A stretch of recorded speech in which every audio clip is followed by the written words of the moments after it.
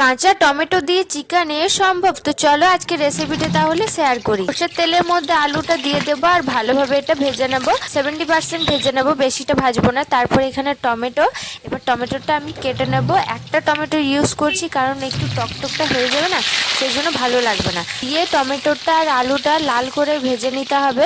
তারপর দিয়ে দিচ্ছি ওপর থেকে পেঁয়াজ আর দিচ্ছি একটু মটরশুঁটি।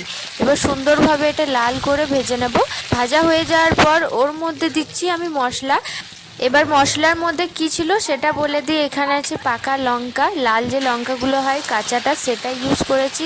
আদা, রসুন আর জিরে, গোলমরিচ সমস্ত কিছু দিয়ে ভালোভাবে বেটে নেওয়ার পর দিয়ে দিলাম আর লবণ, হলুদ পরিমাণ মতো দিয়ে এটা সুন্দরভাবে কষে নেব। ধুয়ে রাখা চিকেনটা দিয়ে ব্যাস, আবার কি এবার শুধু কষতে থাকবো যতক্ষণ না মশলার গন্ধটা চলে যাক, ততক্ষণ এটা কিন্তু কষতে থাকবো। তারপর এটার মধ্যে আমি হালকা জল দেবো। নেক্সট পার্টে